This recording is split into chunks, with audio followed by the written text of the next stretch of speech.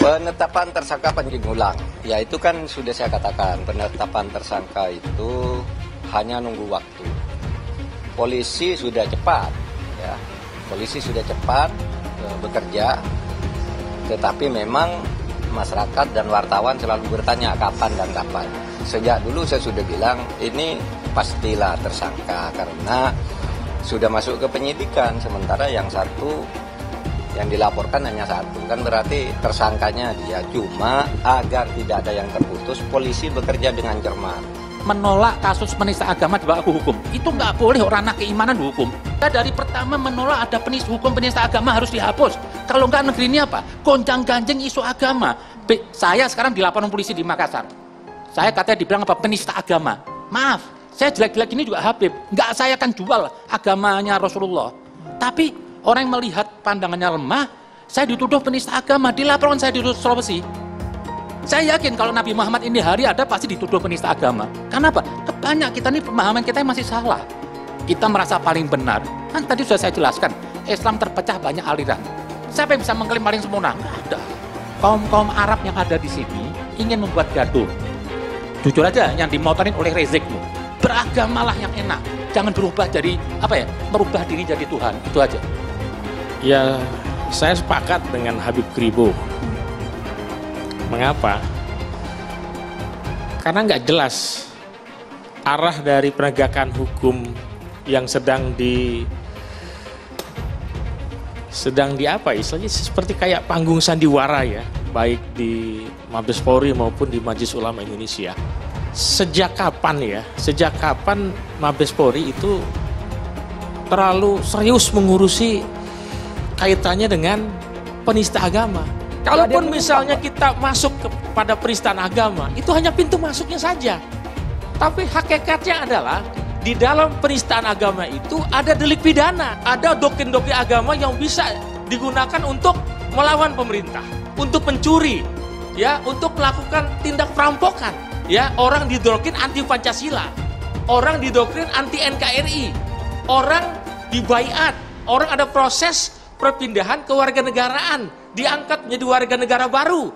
Ini kan proses makar, videonya ada. Yang saya perhatikan belakangan ini, Al Zaitun ditentang habis-habisan oleh beberapa kadrun, seperti Pengasong Khilafah, HTI, dan terutama FPI. Kalau kadrun melawan Al Zaitun, berarti Al Zaitun sebetulnya baik untuk bangsa dan negara. Kalau kita mau bandingkan ajaran-ajaran ormas terlarang seperti FPI dan HTI, Pengasong Khilafah itu selalu mengajak perang. Dibandingkan dengan Al Zaitun, mana yang lebih sesat? Panji Gumilang justru mencurigai bahwa MUI merupakan sarang teroris dan MUI ingin mendirikan Negara Islam Indonesia atau NII. Panji Gumilang mengatakan sudah terbukti banyak sekali anggota dari MUI terlibat kasus teroris dan juga banyak sekali anggota dari MUI merupakan pengasong khilafah. Panji Gumilang meminta masyarakat untuk tidak tertipu oleh Majelis Ulama Indonesia. Panji Gumilang mengatakan, kembalikan semua ke Pancasila, jangan ke Majelis Ulama Indonesia. Justru yang ada teroris itu di Majelis Ulama. Itu jangan dibuang, jangan ditipu. Masa masyarakat Indonesia mau ditipu? Teroris di pusat dan di daerah, jumlahnya sudah mencukupi bahwa itu banyak. Saya berpesan, bangsa Indonesia seluruhnya jangan terprovokasi oleh sikap Majelis Ulama yang tidak berakhlak. Pesan, jangan merasa pintar di negara Pancasila ini. Kembalikan semua ke Pancasila, jangan ke Majelis Ulama. Selama ini justru bukan Majelis Ulama Indonesia yang harus digugat, tetapi pernyataannya Panji Gumilang kepada Majelis Ulama Indonesia yang menyatakan bahwa Majelis Ulama Indonesia itu sarang teroris dan tempat perampok, dan ini tentu sangat melukai perasaan dari kami sebagai pengurus Majelis Ulama Indonesia, kan bahwa di MUI tidak ada teroris.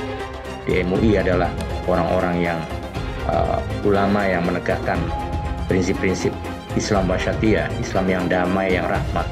Jadi tidak pernah ada, jangankan teroris ya, pemahaman yang menyimpang saja kami akan lakukan tindakan untuk menyadarkan, termasuk kepada Panji Gumilang.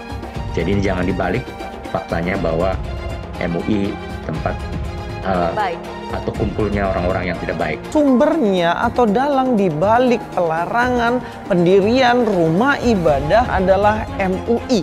MUI membuat surat yang mana melarang sebenarnya pendirian ibadah ini. Majelis Ulama itu nggak ada orang pinter. Semua bodoh-bodoh itu.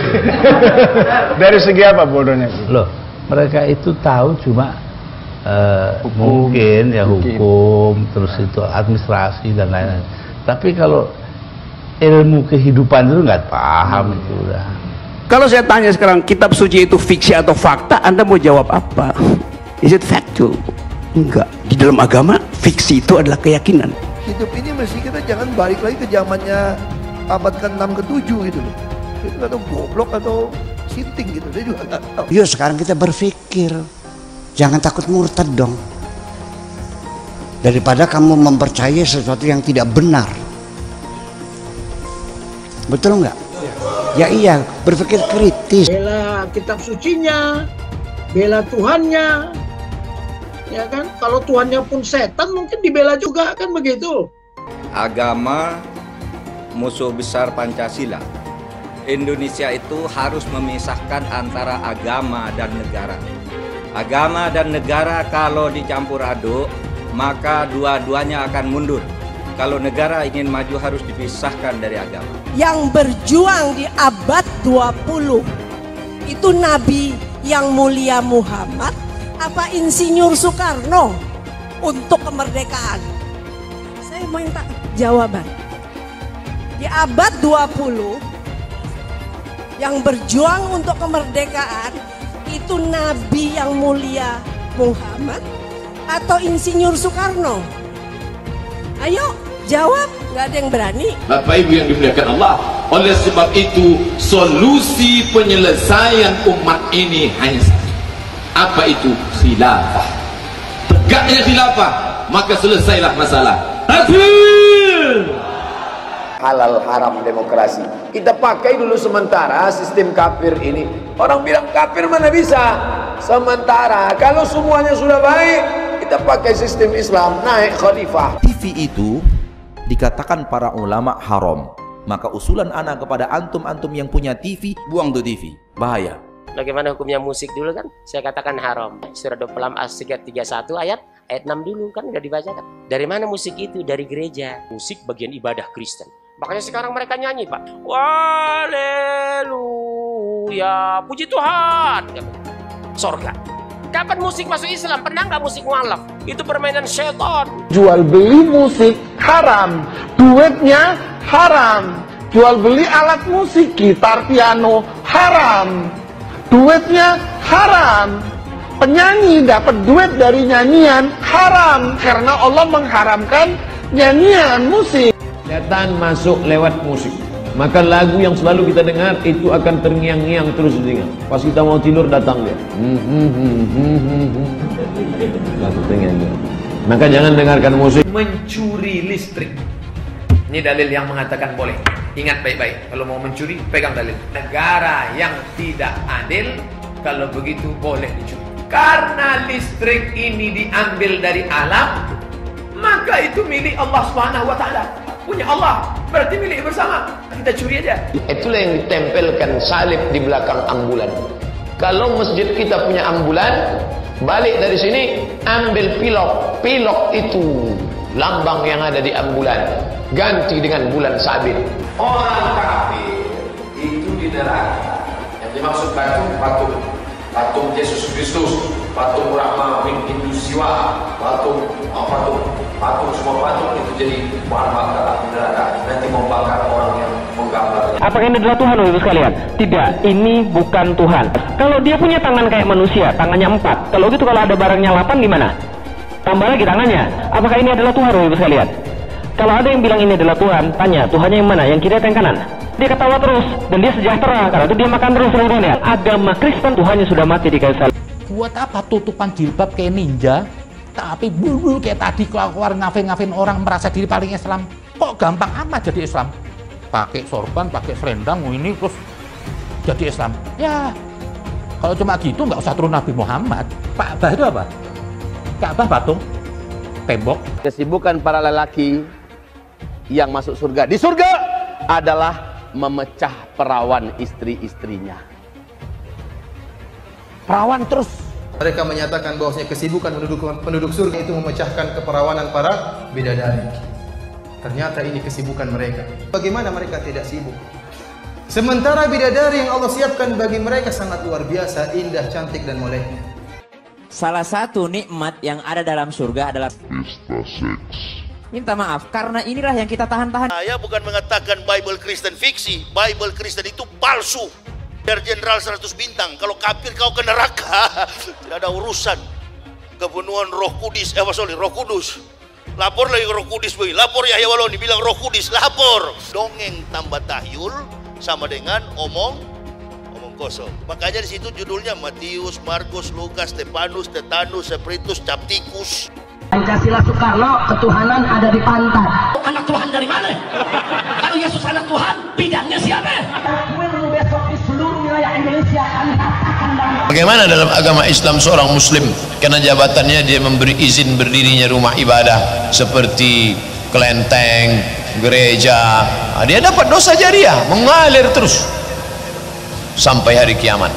Setiap berbunyi teng teng bisa dibelangkung malaikat, teng kelempang, teng kelempang, teng kelempang, teng kelempang. Rasakanlah tuh, rasakan. Karena di salib itu ada jin kafir. Karena di salib itu ada jin kafir. Karena di salib itu ada jin kafir. Haleluya. Kepalanya ke kiri apa ke kanan? Kepalanya ke kiri apa ke kanan? Tetap percaya salib itu lambang mulia, bukan jin. Kok ketawa? Aku nggak nyindir siapa-siapa loh. Tidak benar. Saya ulangi, tidak benar bahwa Nabi Muhammad sudah dapat jaminan surga. Nabi Muhammad tidak dijamin masuk surga. Islam masih jauh dari kesempurnaan. Jangan sok Islami lah. Hindarin tuduhan kafir ini semuanya. Arab itu kalau tidak ada Ka'bah nggak punya kehormatan. Bangsa yang nggak punya budaya, bangsa yang tidak melahirkan intelektual. Siapa coba intelektual Islam dari Arab? Tidak ada. Lihat Islam yang ada nih sekarang nih, pengen saya mau muntah kok lihatnya. Sudah nggak ada enaknya. Agama mempersulit orang. Mau tanya apa? Ya. Di kantor. Penetapan tersangka Panji Gumilang, ya itu kan sudah saya katakan, penetapan tersangka itu hanya nunggu waktu. Polisi sudah cepat, ya, polisi sudah cepat bekerja, tetapi memang masyarakat dan wartawan selalu bertanya kapan dan kapan. Sejak dulu saya sudah bilang ini pastilah tersangka karena sudah masuk ke penyidikan, sementara yang satu yang dilaporkan hanya satu, kan berarti tersangkanya dia. Cuma agar tidak ada yang terputus, polisi bekerja dengan cermat, mengundang ahli hukum pidana, ahli agama, ahli teknologi, ahli bahasa, bahkan juga menguji laboratoriumnya, laboratorium forensiknya tentang ucapan-ucapan dia itu asli apa diedit, kalau dipotong bagian mana yang dipotong kan ketahuan semua. Nah dari situ kemudian dipanggil, tidak datang, kan tidak boleh dipaksa orang tidak datang sebelumnya. Baru datang kemarin langsung ditetapkan sebagai tersangka. Apakah belum ditahan? Sampai jam ini belum. Ya, karena kemarin itu diperiksa sebagai saksi. Dulu sesudah saksi dia dinyatakan tersangka, maka dalam waktu 24 jam sejak dinyatakan tersangka dan diperiksa di sana, dalam waktu 1 kali 24 jam itu harus jelas apakah akan ditahan apa tidak. Nah, apakah akan ditahan nanti ditunggu saja. Menurut saya syarat-syarat tentang itu saudara bisa baca sendiri, ya, apakah perlu ditahan atau tidak. Yang penting pemerintah akan kerja cepat. Pertama, prasyarat utamanya itu kalau ancaman hukum pidananya minimal 5 tahun. Ini lebih dari 5 tahun. Terus prasyarat utama. Yang kedua, kalau yang bersangkutan dikhawatirkan tidak mau kerjasama, dipanggil, menghilang, tidak datang dengan berbagai alasan itu tidak mau kerjasama. Yang ketiga, kalau penyidik khawatir yang bersangkutan kalau pulang menghilangkan barang bukti dan mengubah keadaan TKP, ya, tempat kejadian perkara, itu bisa ditahan. Lalu dikhawatirkan mengulangi perbuatannya. Kalau dikhawatirkan mengulangi lagi, kalau perbuatan sifatnya berkelanjutan, ya, itu bisa juga ditahan. Nah, dalam pada itu sambil menunggu keputusan Polri untuk menahan yang bersangkutan atau tidak, kami sudah mengantisipasi untuk menjaga manajemen atau penyelenggaraan Pondok Pesantren Al-Zaitun. Karena Pondok Pesantren Al-Zaitun itu sebagai sebuah lembaga pendidikan pesantren, itu tidak ada masalah. Sehingga pemerintah memutuskan untuk menjamin kelangsungan pendidikan sesuai dengan hak-hak konstitusional para santri dan murid itu. Sehingga kita juga sudah mengantisipasi, mungkin dalam waktu 1 hari ini saya akan segera mengadakan rapat dengan Menko PMK, dengan Menak, dengan Mendagri, dengan Menkumham, dan dengan Gubernur Jawa Barat, akan koordinasi untuk penanganannya agar pendidikan berjalan sebagaimana mestinya. Jadi, saya berharap agar masyarakat tahu betul bahwa kasus Al-Zaitun itu bukan pondok pesantrennya yang bermasalah, tetapi orangnya yang berdasar ukuran-ukuran hukum pidana. Bukan lagi patut diduga, tapi sudah disangka. Ya, bukan diduga sekarang, disangka secara resmi. Artinya nanti struktur pondok pesantren juga akan ada. Ya, makanya kita akan rapat dulu. Ini mau diapakan? Yang penting pesantren itu harus selamat. Mereka yang bersekolah di situ harus jamin hak-haknya agar tetap bersekolah. Tapi saya lihat kemarin ini kok yang dipermasalahkan berita di luar penista agama. Islam ini terpecah dari 72 golongan. Masing-masing berbeda cara ibadahnya. Lah kenapa sekarang kok Az-Zaitun yang dipermasalahan itu? Katanya sholatnya, softnya. Udahlah, itu kan masing-masing. Kalau kita mau lihat di Mekah juga sholat campur perempuan. Masalah yang begini tidak bisa ditanggapin dengan hukum. Andaikan itu ada pemilikan PG atas nama PG, sertifikat banyak, ya saya pikir semua yayasan begitu. Sekarang banyak menggunakan nama pribadi. Tapi kita lihat, bergerak apa enggak ini yayasan ini, mengajak kebaikan apa enggak? Itu aja. Jadi marilah kita tuh berpikir yang enak. Saya pikir lah sudah menyimpang kok. Kalau cuma perbedaan ritual apa harus dibawa ke polisi? Kasih aja penjelasan. Kasih penjelasan, nggak bisa kita menuduh itu orang kafir, nggak bisa. Maaf aja lah, NU dan Muhammadiyah aja udah beda jauh. Ritual NU tuh banyak di Muhammadiyah atau di Wahabi dibilang musyrik ke kuburan. Sekarang sesama Islam aja sudah saling penista agama. Ada yang mau demo dengan cara kekerasan. Saya membela sedikit dibilang mau dibunuh. Saya kafir. Ini sudah terjadi. Besok yang saya khawatirin apa? Akumulasinya apa? Terjadi kepada minoritas. Bisa saja dituduh sesat kafir. Lah dari kasus Az-Zaitun ini saya pikir saya lihat sudah sangat menyimpang dari apa yang diharapkan di awal itu di masyarakat. Az-Zaitun itu katanya ingin mendirikan negara dalam negara atau an-Pancasilais atau melahirkan radikalisme. Saya dukung itu. Saya memang dari dulu gerakan saya itu melawan radikalisme. Tapi saya lihat kemarin ini kok yang dipermasalahkan berita di luar penista agama. Lucu yang dibahas. Yang dibahas tentang lagi apa? Ya fikih lah, hukum ibadah. Itu kan furu'iyah. Itu debatable. Islam ini terpecah dari 72 golongan. Masing-masing berbeda cara ibadahnya. Lah kenapa sekarang kok Az-Zaitun yang dipermasalahan itu? Katanya sholatnya, softnya. Udahlah, itu kan masing-masing. Kalau kita mau lihat di Mekah juga sholat campur perempuan. Masalah yang begini tidak bisa ditanggapin dengan hukum. Ajak dialog. Kan di Al-Quran udah dikasih tahu tuh di surat An-Nahl 125. Ajakan dengan cara hikmah, jangan berdebatlah dengan yang baik.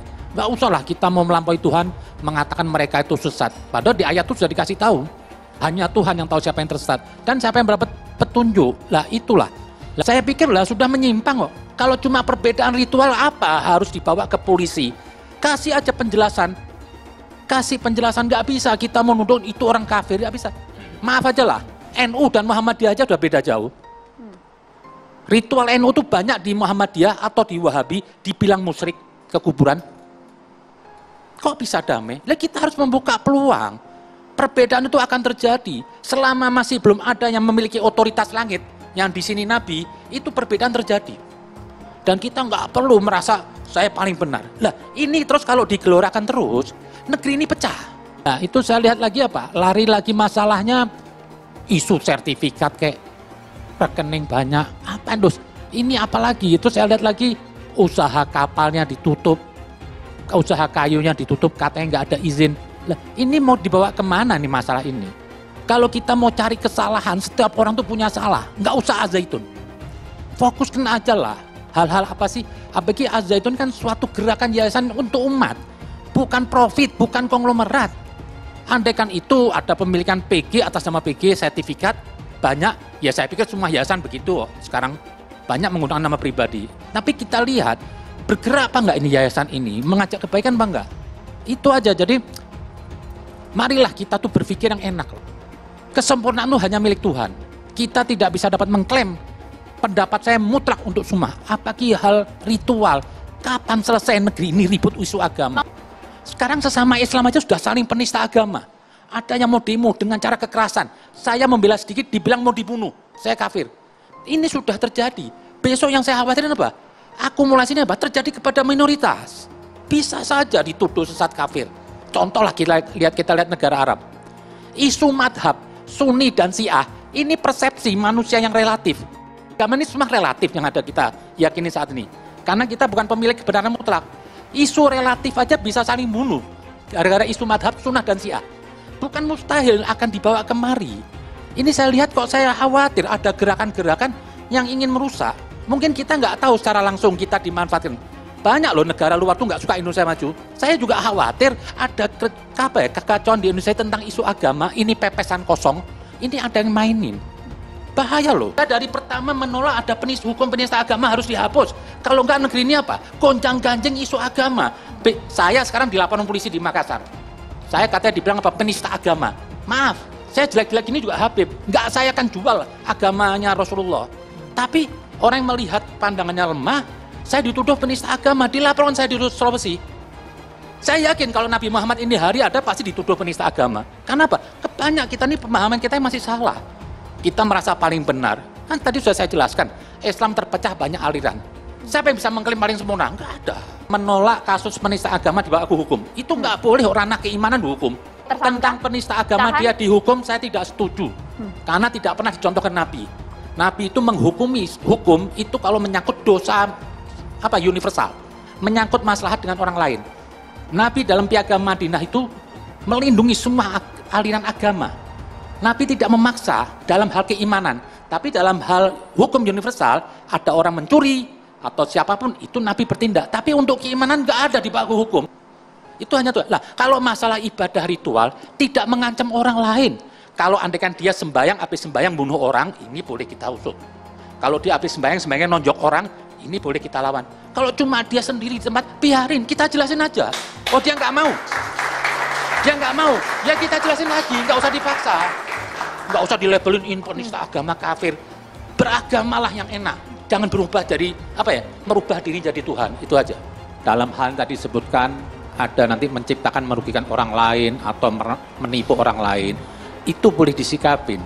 Cuma yang saya mau pertanyakan, ini sudah 20 tahun lebih hidup kayak Az-Zaitun. Kok sampai ini hari nggak selesai-selesai? Apa fungsinya? Dan kenapa kok ini hari baru rame?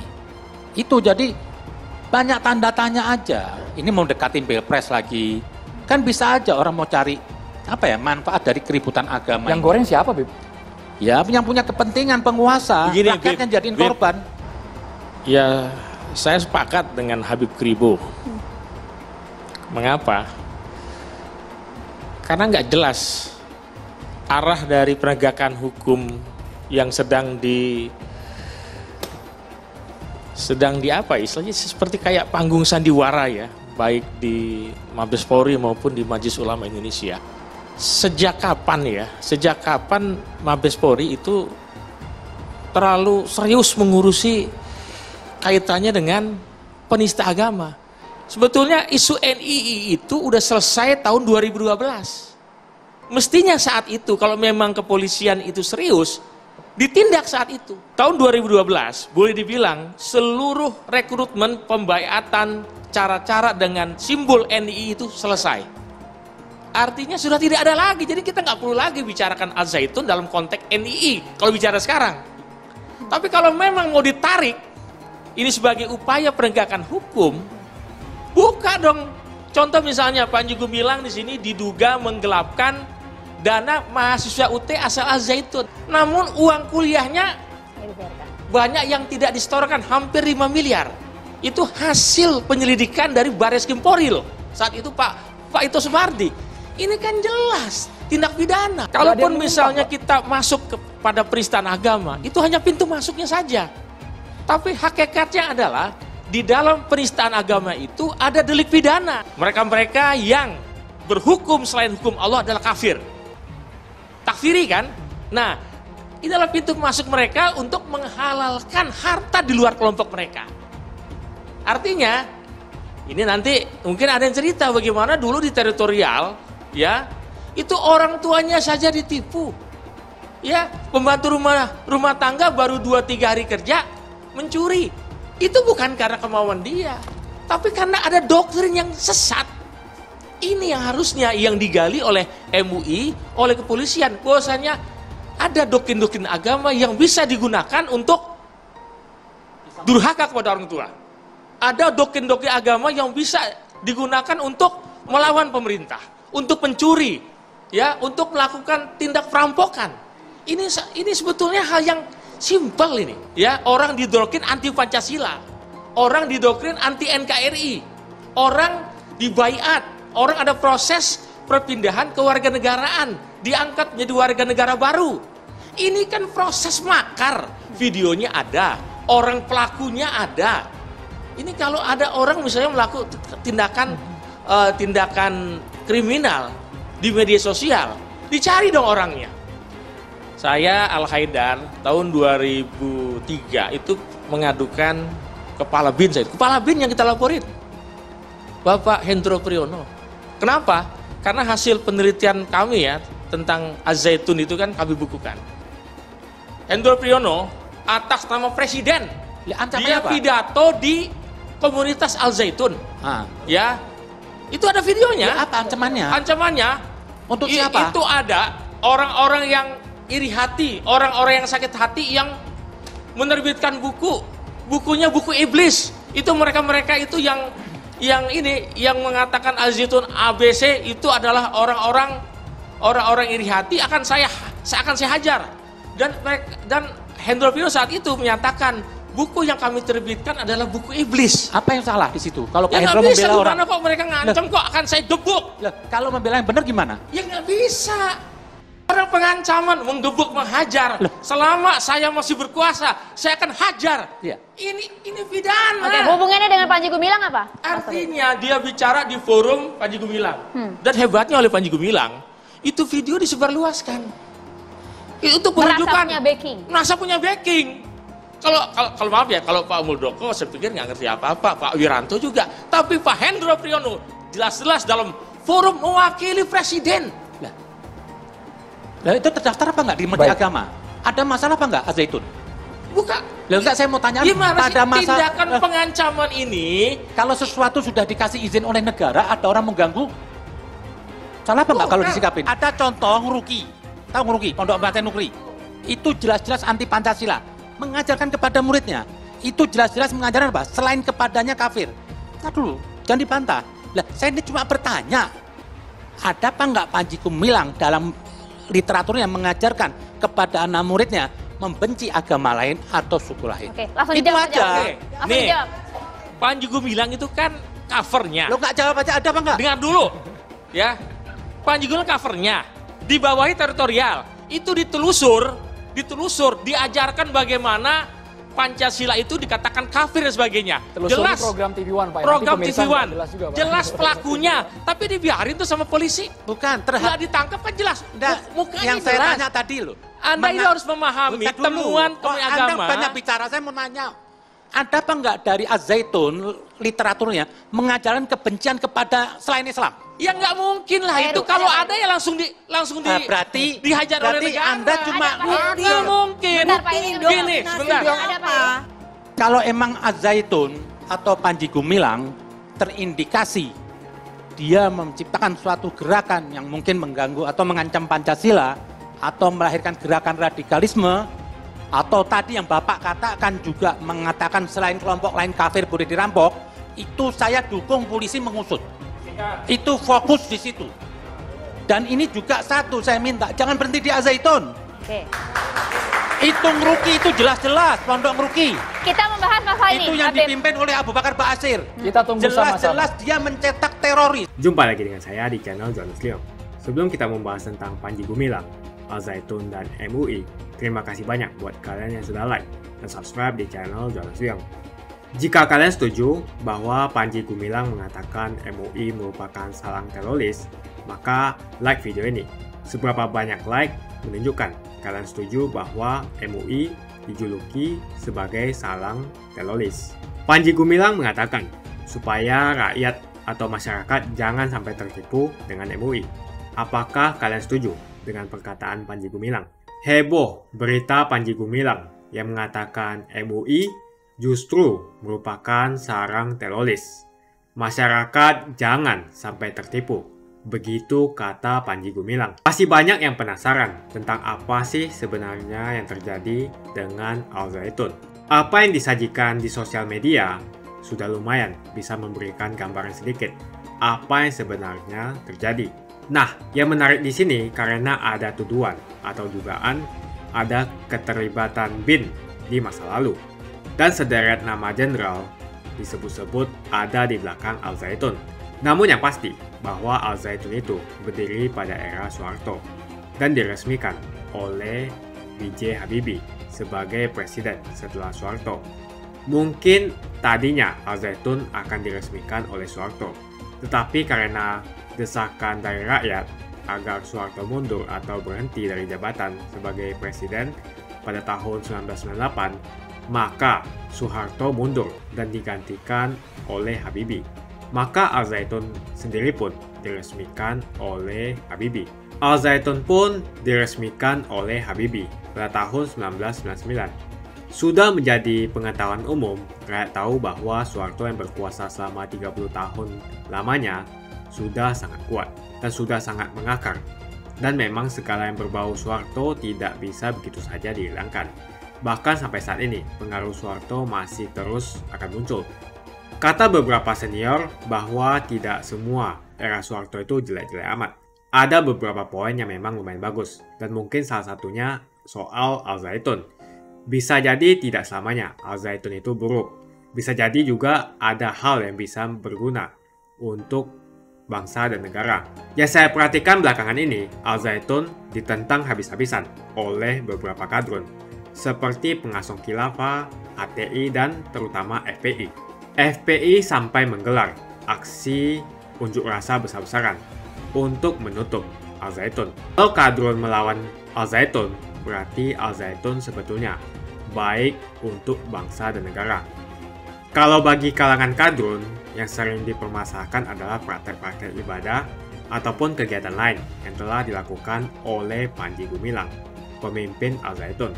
Salah satu yang menjadi kegerahan bagi kalangan kadrun adalah salam Yahudi yang diucapkan di acara ulang tahun Panji Gumilang beberapa waktu yang lalu. Salam Yahudi itu adalah Shalom Aleichem. Itu ditentang kadrun habis-habisan, terutama oleh Abdul Somad. Kemudian soal azan yang diucapkan dengan tegas dan menghadap ke arah jemaah. Dan beberapa hal lainnya yang sebenarnya bisa didiskusikan dan tidak perlu ngotot. Jadi permasalahan-permasalahan yang sebenarnya bisa dimodernisasi justru menjadi concern para kadrun. Dan karena Az-Zaitun itu berbeda dari apa yang selama ini dipraktekkan oleh para kadrun, maka Az-Zaitun dituduh sesat. MUI pun menuduh Al Zaitun sesat. Soal sesat atau tidaknya suatu ajaran tidak bisa dilihat dari hal-hal kecil, seperti misalnya soal pakai kunut atau tidak pakai kunut dalam sholat. Akan tetapi lihatlah apa esensi dari ajaran itu, atau apa tujuan dari ajaran itu. Apakah untuk membuat kekacauan dan selalu mengajak perang, atau justru menegakkan keadilan dan kemanusiaan? Di situ poinnya. Kalau kita mau bandingkan ajaran-ajaran ormas terlarang seperti FPI dan HTI, pengasuh khilafah itu selalu mengajak perang. Dibandingkan dengan Al Zaitun, mana yang lebih sesat? Jadi kalau Al Zaitun misalnya adalah gerbong atau markas teroris karena mengumpulkan orang-orang yang berideologi perang ala NII, maka ini baru bisa dibilang sesat dan harus ditangkap oleh Densus. Sebagaimana juga kalau misalnya MUI menampung teroris, maka wajib diproses juga. Saja opini saya hari ini, bagaimana pendapat Anda tentang Panji Gumilang yang mengatakan MUI merupakan salang teroris? Dan Panji Gumilang juga mengatakan MUI tidak mempunyai akhlak. Tuliskan pendapatmu tentang perkataan Panji Gumilang yang mengatakan supaya rakyat atau masyarakat jangan sampai tertipu dengan MUI. Apa pendapatmu?